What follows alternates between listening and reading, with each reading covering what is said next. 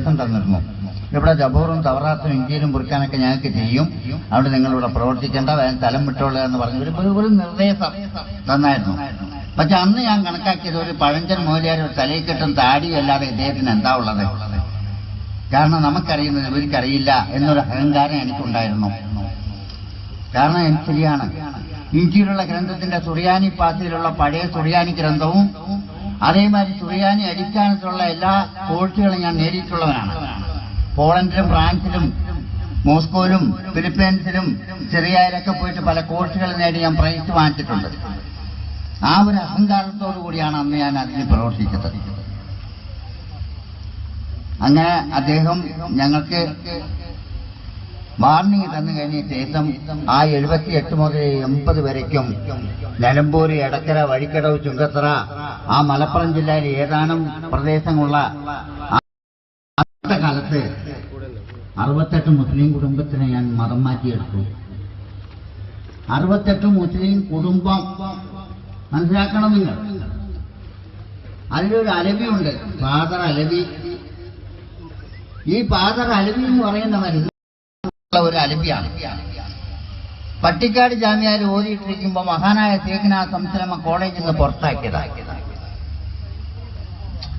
അവൻ പുറത്താക്കി ആ അറബി ഇങ്ങനെ അലിഞ്ഞു നടക്കുന്ന സമയത്താണ് എന്റെ കയ്യിൽ കിട്ടുന്നത്. എനിക്ക് അറബി അറിയുന്ന ഒരാളാവശ്യം അന്നുണ്ടായിരുന്നു. ആ അലബീനെ ഞാൻ കൊണ്ടുവന്ന് ധാരാളം പൈസ വാരിക്കൊടുത്ത് ക്രിസ്ത്യൻ മതം സ്വീകരിക്കാമെന്ന് പറഞ്ഞു സമ്മതിച്ചു. അങ്ങനെ എടക്കര എന്ന് പറയുന്ന എടക്കര പുഴയിൽ ഇത്രത്തോളം വെള്ളത്തിൽ ഇറക്കി അവനെ നിർത്തിയിട്ട് മാമോദീസ മുക്കി യോസഫ് എന്ന് പേരിട്ടവൻ ഞാനായിരുന്നു. മഞ്ചേരിയിൽ കുറഞ്ഞ വിലയ്ക്ക് കുറച്ച് സ്ഥലം വാങ്ങിച്ചു. അതിന് അവിടെ ഒരു ബിൽഡിംഗ് ഉണ്ടാക്കി. മർക്കസിൽ പിസാറ എന്ന് പറഞ്ഞൊരു പേരും വെച്ച് ഈ അലബീനെ അവിടെ ഇരുത്തി അറബി ആയത്ത് കൊടുത്ത് അവനൊക്കെ ആളുകളെ കൊണ്ടുവരും. ബാക്കിയുള്ള കാര്യങ്ങൾ ഞങ്ങൾ ചെയ്യുമായിരുന്നു. അങ്ങനെയാണ് 1968 കുടുംബം മതം മാറ്റി എടുത്തിട്ട് 80 എടക്കരയിൽ വെച്ചിട്ട് ഞാൻ വെല്ലുവിളിച്ചത്. ഇഞ്ചിയിലുള്ള ഗ്രന്ഥത്തിന്റെ സുറിയാനി ഭാഷയിൽ മറുപടി തരാൻ വല്ല പണ്ഡിതന്മാരും ഉണ്ടെങ്കിൽ മുന്നോട്ട് വരിക. ഞാൻ വെല്ലുവിളിച്ചു. ആരും വരില്ലെന്ന് എനിക്കറിയാം. കാരണം ഇവിടെ ഇഞ്ചിയിലുള്ള ഗ്രന്ഥത്തിന്റെ സുറിയാനി ഭാഷ അറിയുന്ന ഒരു പണ്ഡിതന്മാരും കേരളത്തിലില്ല എന്നുള്ള ധാരണ എനിക്കുണ്ടായിരുന്നു. അത് വെച്ചുകൊണ്ട് ഞാൻ വെല്ലുവിളിച്ചപ്പോൾ വെല്ലുവിളി നേരിട്ട് വന്നതാണ് മഹാനായ ശൈഖ്ന സംസുലമ ആ സുറിയാനി ഭാഷയിൽ. അങ്ങനെ ഞങ്ങൾ ഒരു 5 മണിക്കൂർ നേരം ഞങ്ങൾ തമ്മിൽ വാദിച്ചിരുന്നു. ഞങ്ങളുടെ നേതാക്കന്മാരായിട്ടുള്ള മെത്രാന്മാരുണ്ട്, ആർച്ച് ബിഷപ്പുണ്ട്, ഇവിടെ എല്ലാവരും ഉള്ള സമയത്ത് അതിൽ ബാധിച്ചത് കൂടുതലും ഞാനായിരുന്നു.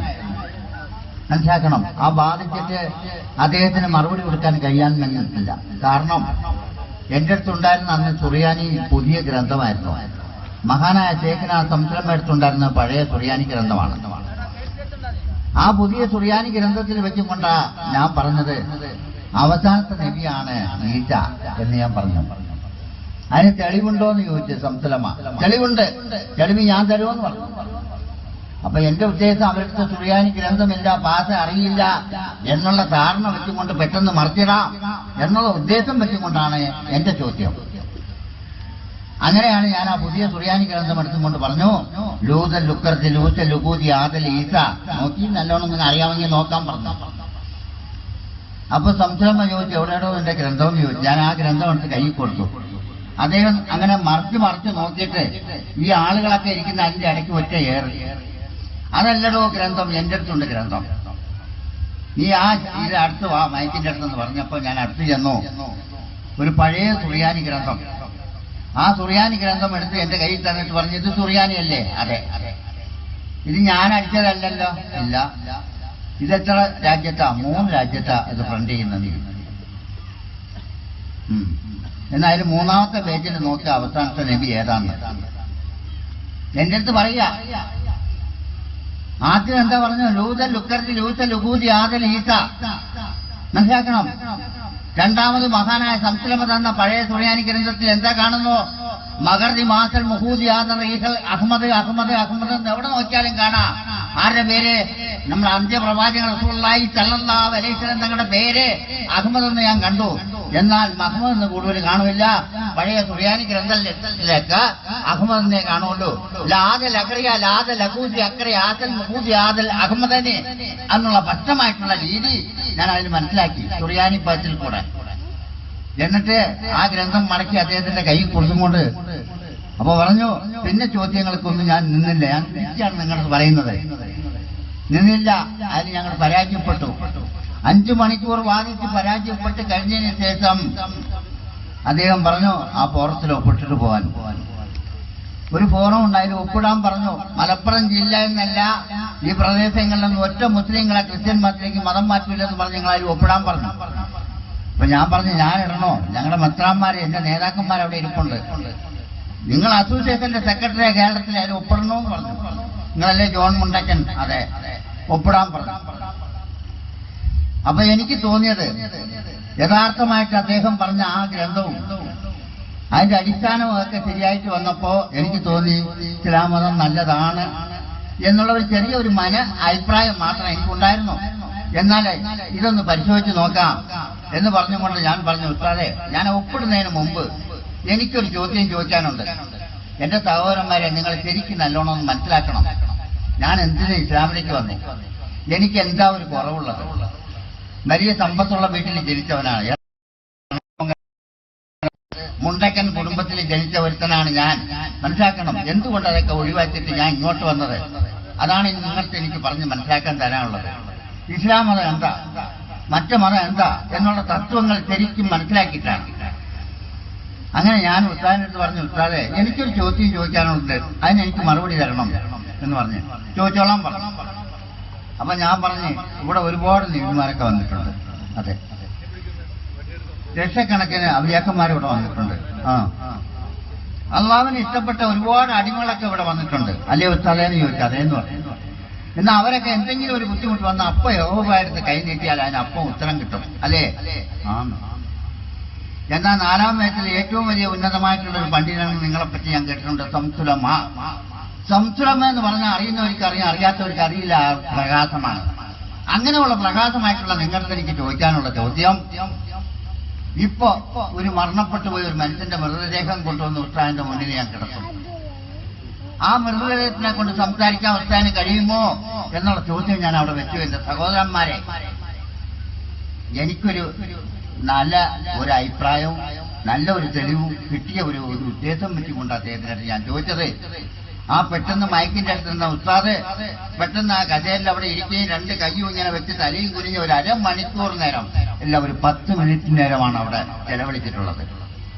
ആ 10 മിനിറ്റ് നേരം ആ ഇരുന്നും കൊണ്ട് എണീറ്റും കൊണ്ട് എന്റെ അടുത്ത് പറഞ്ഞു, എവിടെയിടോ നിന്റെ ഗ്രന്ഥം, എവിടെയിടോ നിന്റെ മരിച്ചുപോയ ആളുടെ മൃതദേഹം, അത് കൊണ്ടുവന്ന് എന്റെ മുന്നിൽ കിടത്തതിനെ കൊണ്ട് സംസാരിക്കാൻ കഴിയുമോ ഇല്ലെന്ന് കാണിച്ചു തരാമെന്ന് പറഞ്ഞപ്പോ ഞാൻ ആകപ്പാടെ വെപ്രാളപ്പെട്ടു. രാത്രി 3:45 മണിക്ക് എവിടെന്നാ ഒരു മരിച്ച ആളുടെ മൃതദേഹം കിട്ടുക? അല്ലെങ്കിൽ ഒരുത്തനെ തല്ലിക്കൊന്ന് കൊണ്ടുവരണ്ടേ? അത് നടക്കുന്ന കാര്യമല്ല. പക്ഷേ ഈ 10 മിനിറ്റ് നേരം അദ്ദേഹം ആ തലയും കുനിഞ്ഞ് കയ്യും കെട്ടി ഇരുന്ന ആ ഇരുത്തം ആരെയൊക്കെ വിളിച്ചിട്ടുണ്ടെന്നുള്ളത് എനിക്ക് മനസ്സിലാക്കാൻ കഴിഞ്ഞോ? മനസ്സിലാക്കണം. അതിൽ നിന്ന് ഞങ്ങൾ വേഗം ഒപ്പിട്ടിട്ടും കൊണ്ട് അവിടുന്ന് പരാജയപ്പെട്ട് ഓടിപ്പോയതാണ്. ആ ഒപ്പിട്ട് ഓടിപ്പോയി അവിടുന്ന് എറണാകുളത്ത് വെച്ചും കൊണ്ട് എന്റെ നേതാക്കന്മാരുമായിട്ട് ഞാൻ അതിനെപ്പറ്റി ചർച്ച ചെയ്തു. എനിക്ക് മറുപടി കിട്ടിയില്ല. അത് കഴിഞ്ഞ ശേഷം പിറ്റേ ദിവസം ഞാൻ അവരടുത്ത് പറഞ്ഞു, എനിക്ക് ആ പണ്ഡിതൻ ചോദിച്ചതിന് മറുപടി എനിക്ക് കിട്ടണം എന്ന് ചോദിച്ചു. പറഞ്ഞു, നിങ്ങളിപ്പോ ഒന്നും ചോദിക്കണ്ട, നിങ്ങളിപ്പോ ചോദിക്കണ്ട. അപ്പൊ ഞാൻ അപ്പവും ചോദിച്ചു അവരടുത്ത്, അവസാനത്തെ നബി ഏതാ? അത് ഈസ, യേശുവാണ്. കുരിശിൽ തറച്ചതോ? അത് യേശു. മനസ്സിലാക്കണം. ഈ ചോദ്യമാണ് എനിക്ക് തരുന്നതല്ലാതെ വേറെ അവർ തുറന്ന് പറയുന്നില്ല. പക്ഷേ ഞാൻ പറഞ്ഞു, അത് ശരിയാവില്ല, എനിക്കതിന് മറുപടി കിട്ടണമെന്ന് പറഞ്ഞു. 83-ൽ നിങ്ങൾ വത്തിക്കാനിലേക്ക് പോയി മാർപ്പാപ്പാനെ കണ്ടു വന്നു കഴിഞ്ഞാൽ മറുപടി തരാമെന്ന് പറഞ്ഞ് എന്നെ അവിടെ അമർത്തി വെച്ചു. ആ 83 വരയ്ക്കും ഞാൻ വെറുതെ ഇരുന്നില്ല. എന്റെ സഹോദരൻ വരെ ഞാൻ പറഞ്ഞു, പള്ളികളിൽ ഇനി കയറിയിട്ട് ഞാൻ കുർബാന ഞായറാഴ്ച ചെല്ലൂല്ല, പ്രാർത്ഥനയ്ക്ക് പങ്കെടുക്കില്ല, ഞാൻ വീട്ടിലേ ഇരിക്കുള്ളൂ എന്ന് പറഞ്ഞുകൊണ്ട് ഞാൻ പോയി. അവിടെ ചെന്നിട്ട് വീട്ടിൽ എന്റെ അടുത്തുണ്ടൊരു പഴയ സുറിയാനി ഗ്രന്ഥം. നമ്മുടെ അമ്മാവൻ ഒരാളുണ്ടായിരുന്നു, ഫാദറായിട്ട് 22 കൊല്ലം റോമിലായിരുന്നു. അദ്ദേഹം എന്റെ അടുത്ത് ഞാൻ പട്ടം കിട്ടി അച്ഛനായിട്ട് വന്ന സമയത്ത് ആ ഗ്രന്ഥമെടുത്ത് എന്റെ കയ്യിൽ തന്നിട്ട് പറഞ്ഞു, ഇത് നോക്കിയിട്ട് ആ വഴി കൂടെ നടന്നു എന്ന് പറഞ്ഞ് എനിക്കൊരു നിർദ്ദേശം തന്നിട്ടുണ്ട്. അതന്ന് ഞാൻ ചെറുപ്പമായോണ്ട് അത് നോക്കാനുള്ള സമയമില്ല, അൽമാരിൽ വെച്ച് പൂട്ടിയിരുന്നു. ഇത് കഴിഞ്ഞ ശേഷം ആ ഗ്രന്ഥമെടുത്ത് ഞാൻ നോക്കി, ആ പുതിയതും പഴയതും വെച്ച് നോക്കിയപ്പോ അതൊക്കെ ശരിയായിട്ട് വന്നു.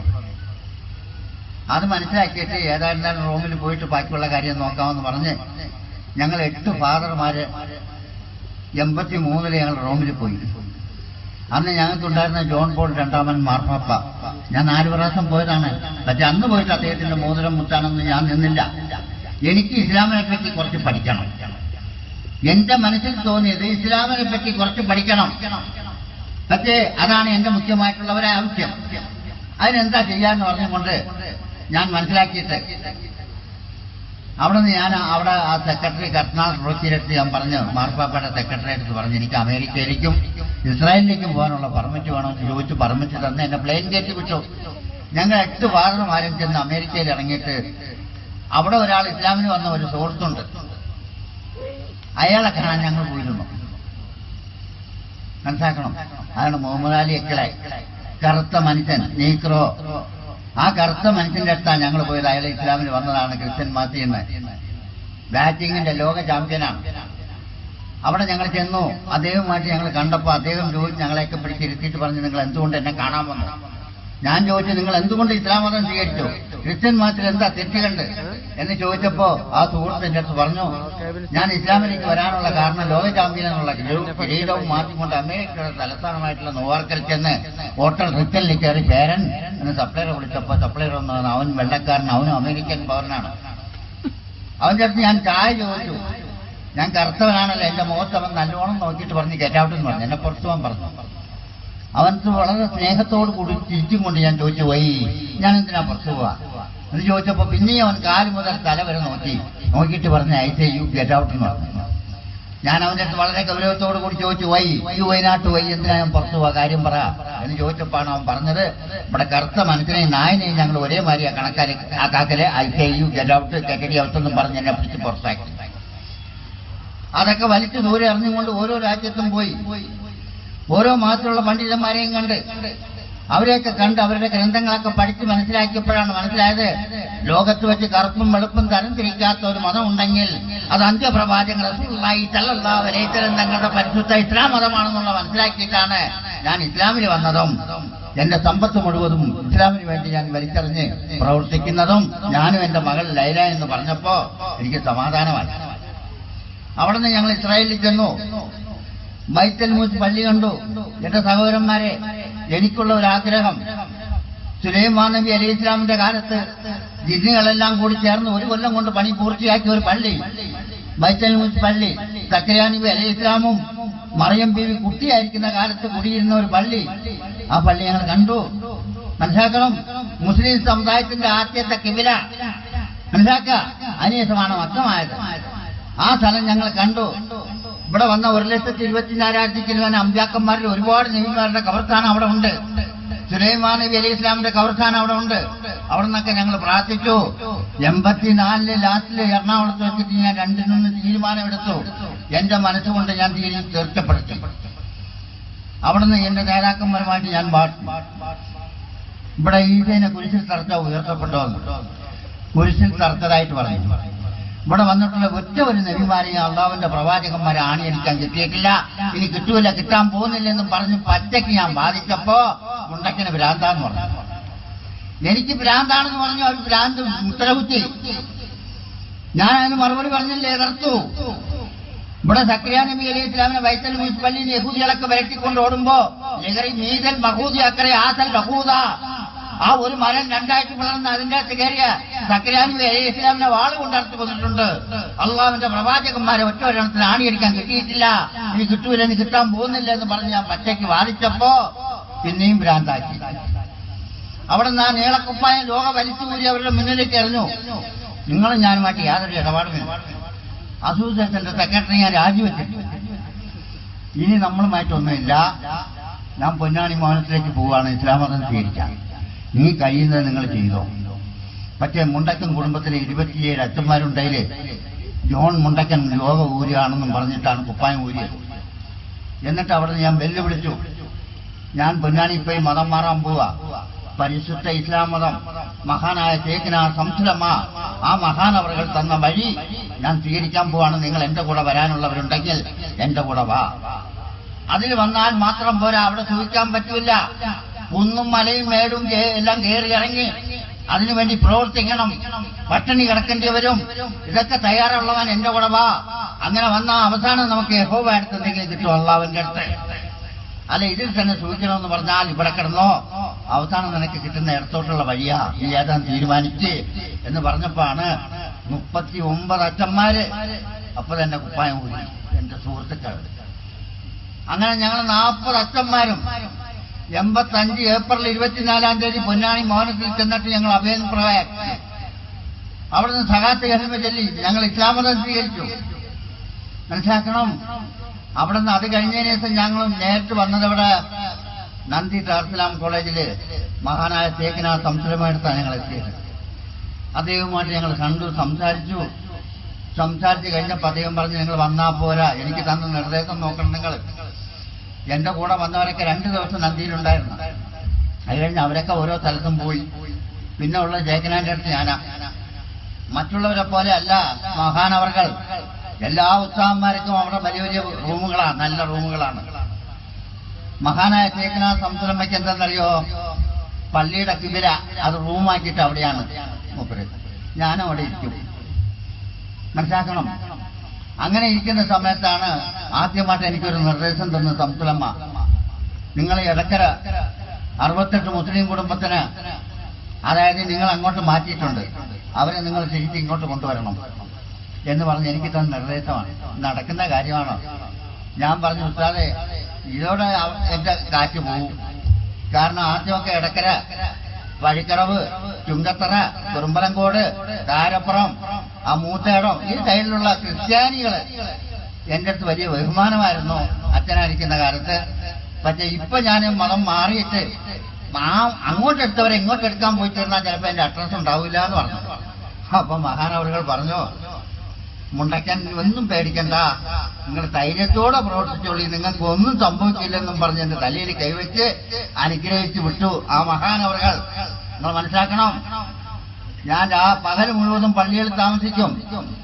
ആ താമസിക്കുന്ന സമയത്താണ് അന്ന് ഈ റഹ്മത്തുള്ള കാസ്മി കുട്ടിയാണ് പഠിപ്പിച്ചിരിക്കുന്ന കാലം. അദ്ദേഹത്തിന്റെ വാപ്പാവരും ഒരാളാണ്. എന്റെ അടുത്ത് വന്ന് പറഞ്ഞു, എപ്പോ വേണമെങ്കിൽ എന്റെ വീട്ടിൽ വന്നിട്ടുള്ള ഭക്ഷണം കഴിക്കാം എന്ന് പറഞ്ഞു. അങ്ങനെ രാത്രി അവിടെ ചെല്ലും 1 മണി 2 മണിക്കൊക്കെ ഞാൻ മതം മാറ്റിയ വീട്ടുകളിൽ പോയിട്ട് അവർക്ക് ഞാൻ ക്ലാസ് എടുക്കുമായിരുന്നു. രാത്രി 1 മണി 2 മണിക്ക് 8 മാസം ഞാൻ വളരെ കഷ്ടപ്പെട്ടു. മനസ്സിലാക്കണം നിങ്ങളെ. എന്റെ പറക്കെ ആരാ വരുന്നെന്ന് ഞാൻ നോക്കും, ഇടയ്ക്കട തിരിഞ്ഞു നോക്കല രാത്രി. എന്തിനാ? വല്ലവനും വന്ന് തട്ടിയാ തീർന്നു. പക്ഷെ എന്നാലും ഒരു മനസ്സിന്റെ അടുത്തൊരു ധൈര്യമുള്ളത് മഹാനവറുകൾ നമുക്കൊരു അനുഗ്രഹം തന്നിട്ടുണ്ടല്ലോ എന്ന്. അങ്ങനെ 8 മാസം കഷ്ടപ്പെട്ടിട്ട് 65 കുടുംബത്തിലെ 68 കുടുംബത്തിലെ 65 കുടുംബത്തിന് ഞാൻ അങ്ങോട്ട്, അതായത് മാമൂദീസ മുക്കി എടുത്തു. തിരിച്ച് രണ്ടാമത് സകാത്ത് കൽമ ചൊല്ലിക്കൂട്ടി ഇങ്ങോട്ട് കൊണ്ടുവരാനുള്ള ഭാഗ്യം അല്ലാഹുത്താല എനിക്ക് കിട്ടി. 3 കുടുംബം ഇപ്പോഴും വന്നിട്ടില്ല. മനസ്സിലാക്കണം. ഇതറിഞ്ഞപ്പോ എനിക്ക് വന്നു ഭീഷണി കത്ത്. മുണ്ടക്കനെ കിട്ടില്ല, അങ്ങനെ ചെയ്യും ഇങ്ങനെ ചെയ്യും എന്നൊക്കെ പറഞ്ഞു.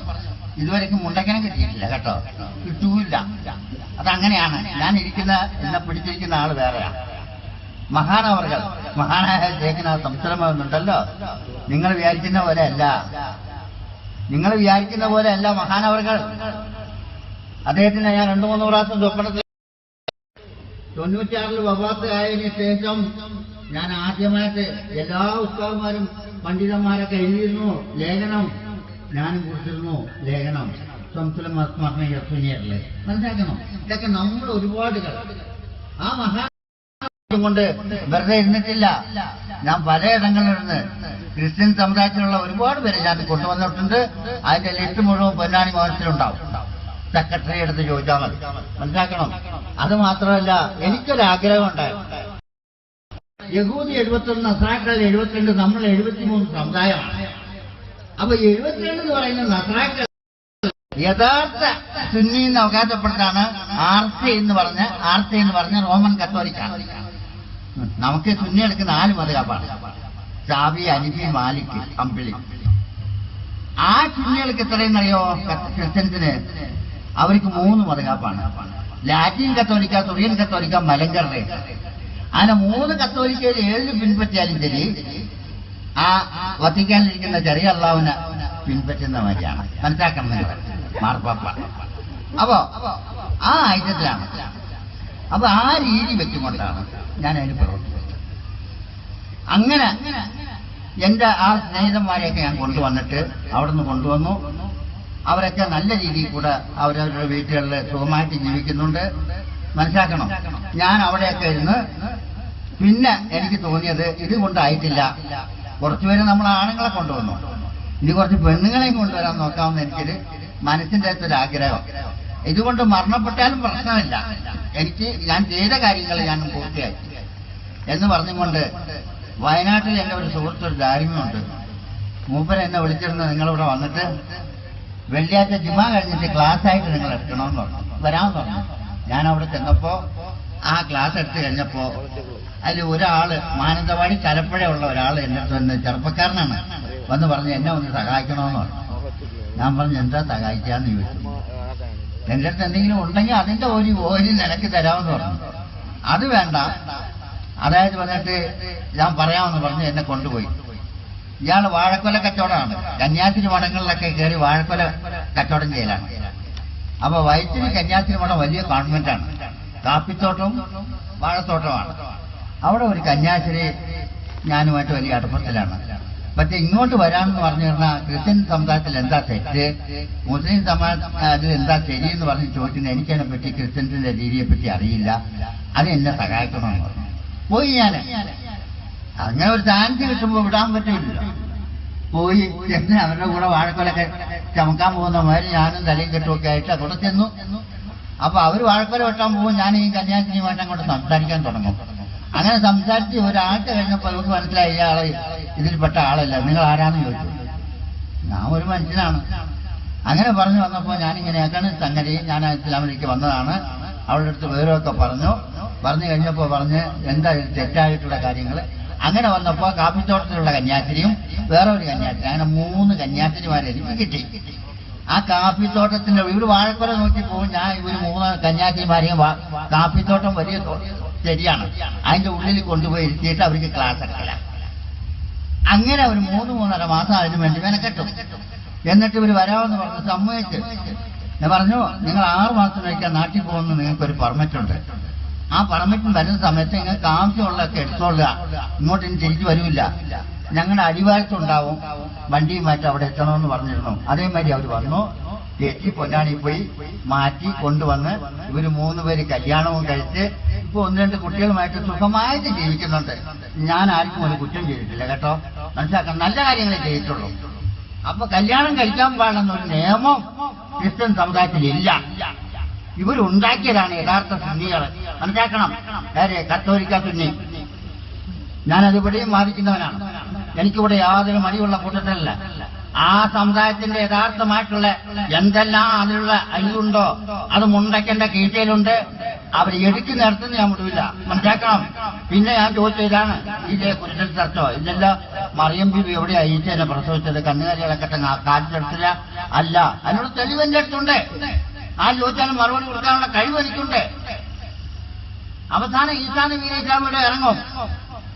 ഇവിടെ ഇറങ്ങിയിട്ട് 7 കൊല്ലത്തെ ഇസ്ലാം മതം ഇവിടെ പ്രവർത്തനം ചെയ്യും. ആര്? ഈസാ നബി അലൈഹി ഇസ്ലാം. അത് കഴിഞ്ഞിട്ട് അദ്ദേഹം മരണപ്പെടും. 40-ാമത്തെ വയസ്സിൽ അദ്ദേഹം മരണപ്പെട്ടു കഴിഞ്ഞാൽ അദ്ദേഹത്തിന്റെ കബർസ്ഥാനം എവിടെയാ? അതിന് എനിക്ക് മറുപടി ഇതാ എന്ന് ഞാൻ ചോദിച്ചപ്പോഴാണ് അച്ഛന്മാരുടെ നേതാക്കന്മാർ പറഞ്ഞു, മുണ്ടക്കന് ഇതൊന്നും അറിയില്ലേ. ആ അവസാനം യേശു ആ കബർസ്ഥാനം ഉള്ളത് എവിടെ? റോമിലാന്ന് പറഞ്ഞു, വത്തിക്കാനില്ലാന്ന് പറഞ്ഞു, മനസ്സിലാക്കണം. പക്ഷേ അവിടെയല്ല. എന്റെ സഹോദരന്മാരെ ഒന്ന് ശരിക്കും മനസ്സിലാക്കി തരാം. അവസാനം ഈസാ നബി അലൈഹി ഇസ്ലാം അവിടെ വന്നിട്ട് 7 കൊല്ലം പരിശുദ്ധ ഇസ്ലാം മതപ്രവർത്തനം ചെയ്ത് അപ്പൊ കല്യാണം കഴിക്കും. അത് കഴിഞ്ഞതിന് ശേഷം അദ്ദേഹം 40-ാമത്തെ വയസ്സിൽ മരണപ്പെട്ട് കഴിഞ്ഞാൽ അദ്ദേഹത്തിന്റെ കബർസ്ഥാനം എവിടെയാ? ലാവൽ അബൂദി അക്കരി ആദൽ ബുബൂദി ആദൽ മദീന. മദീന റസൂലുള്ളാഹി സ്വല്ലല്ലാഹു അലൈഹി വസല്ലം തങ്ങളുടെ കബറിന്റെ അടുത്ത് ഇപ്പോഴും സ്ഥലം ഈസാ നബി അലൈഹി ഇസ്ലാമിന് കാരണം സ്ഥലം ഒഴിവായി കിടക്കുകയാണെന്നുള്ളത് എന്റെ അടുത്തുള്ള പഴയ സുറിയാനി ഗ്രന്ഥം 36-ാമത്തെ പേജിൽ എന്റെ അടുത്തുണ്ട്.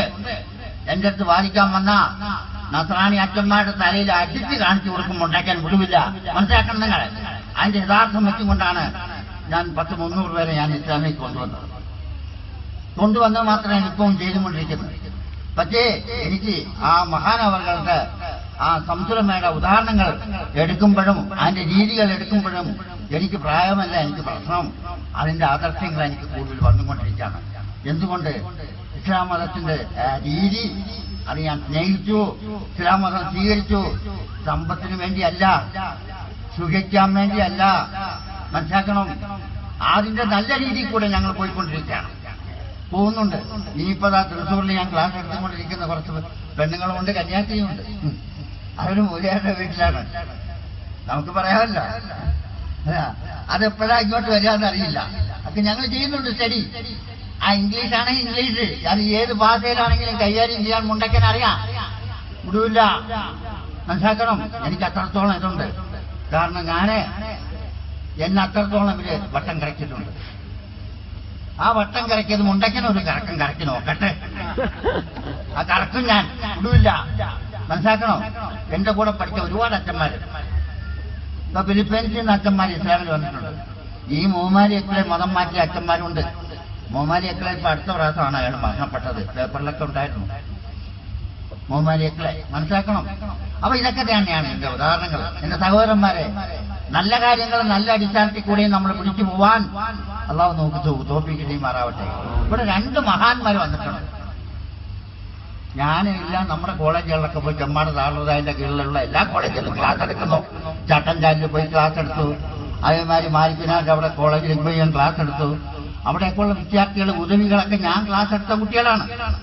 ഞാൻ ചെമ്മാട് താളുതായ 2 പ്രാവശ്യം ക്ലാസ് എടുത്താണ്, മനസ്സിലാക്കണം നിങ്ങളെ. അപ്പൊ അങ്ങനെയുള്ള എല്ലാ സ്ഥലങ്ങളും ഞാൻ ക്ലാസ് എടുത്തുകൊണ്ടിരിക്കുക. അപ്പോഴും എനിക്കെന്താ എതിർപ്പ്, മനസ്സിലാക്കണം.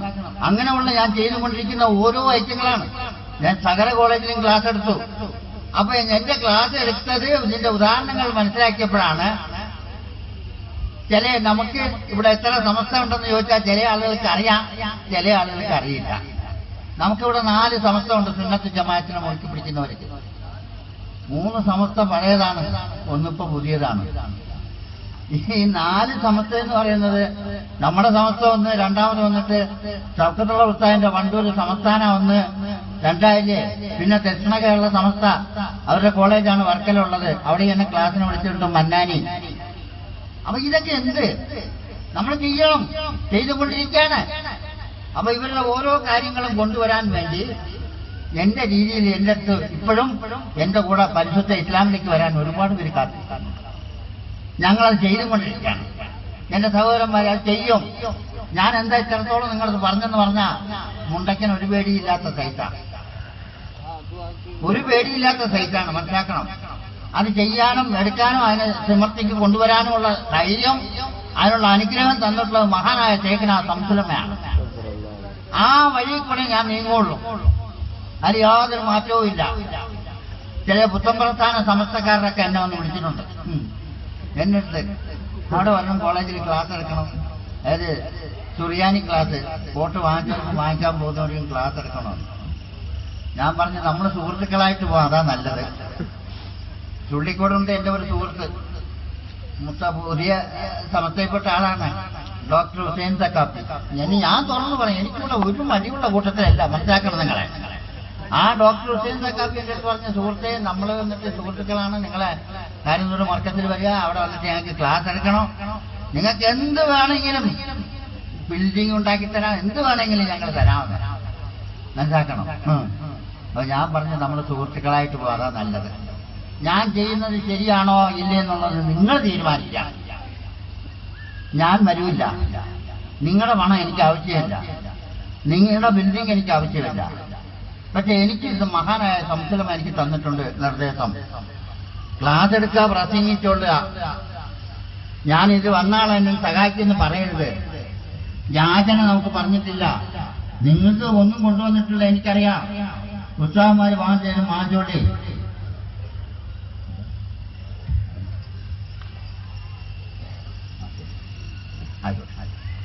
എന്റെ സഹോദരന്മാരെ, പ്രാർത്ഥനയുടെ സമയമായി, അതുകൊണ്ട് ഞാൻ കൂടുതൽ നീട്ടുന്നില്ല. ഞാൻ ഒരു ചെറിയ കാര്യം കൂടെ ഞാൻ നിങ്ങൾക്ക് പറഞ്ഞിട്ട് നിർത്തിക്കളയാം. അപ്പൊ ഞാൻ അവർക്ക് പറഞ്ഞു, അതുകൊണ്ട് നമ്മൾ സുഹൃത്തുക്കളായിട്ട് പോകാൻ നല്ലത്. നിങ്ങളുടെ ഒരു സമ്പത്തും എനിക്ക് വേണ്ട. മഹാനായ ഷേഖുന സംസലമെ കൊണ്ട് ഇസ്ലാമിൽ വന്നവനാണ് ഞാൻ. അദ്ദേഹത്തിന്റെ വാക്ക് ഞാൻ ധിക്കരിച്ച് നടക്കില്ല.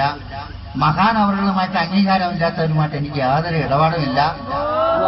ക്ഷണിക്കരുത്, ഞാനത് വരൂല്ല എന്ന് പറഞ്ഞ് പച്ചയായിട്ട് അങ്ങോട്ട് മുറിച്ചു പറഞ്ഞു. എന്നിട്ട് പിറ്റേ ദിവസം നമ്മുടെ ഇപ്പൊ പ്രസിഡന്റ് ആയിട്ടുള്ള ശിബിരി മുത്തുകോയ തങ്ങളുടെ വീട്ടിൽ ചെന്നിട്ട് അദ്ദേഹത്തിന്റെ കയ്യും മുറ്റിയിട്ട് അദ്ദേഹത്തിലേക്ക് പറഞ്ഞു, എന്നെ വിളിച്ചപ്പോ ഞാൻ ഇങ്ങനെ പറഞ്ഞിട്ടുണ്ട്, എന്താ തങ്ങൾ പാപ്പയുടെ അഭിപ്രായം എന്ന് ചോദിച്ചു പറഞ്ഞ് നിങ്ങൾ അങ്ങനെ തന്നെ അങ്ങോട്ട് പറഞ്ഞോളി, വേറെ ഒന്നും പറയണ്ട എന്ന് പറഞ്ഞ് എനിക്ക് നിർദ്ദേശം തന്ന ആ അടിസ്ഥാനത്തിൽ കൂടി നാം പോയിക്കൊണ്ടിരിക്കുന്ന എനിക്ക് നമുക്ക് രണ്ട് മഹാന്മാർ വന്നിട്ടുണ്ട്. അതാണ് ഒന്ന് കണ്ണിയത്ത് ഉസ്താദ് അവറുകളും മഹാനായ ഷേഖുന സംസലമയും. അവര് നമുക്കൊരു വഴി കാണിച്ചു തന്നിട്ടുണ്ട്. അതാണ് അഹ്ലു സുന്നത്ത് ജമാഅത്ത്. സുന്നിയായിട്ടും സുന്നത്ത് ജമാഅത്തിനെ മുറുക്കി പിടിച്ചു പോകാനോ അള്ളാഹു നമുക്ക് തൗഫീഖ് ചെയ്യുമാറാവട്ടെ. ആമീൻ പറഞ്ഞുകൊണ്ട് ഞാൻ നിർത്തുകയാണ്. അസ്സലാമു അലൈക്കും വറഹ്മത്തുള്ളാഹി വബറകാതുഹു.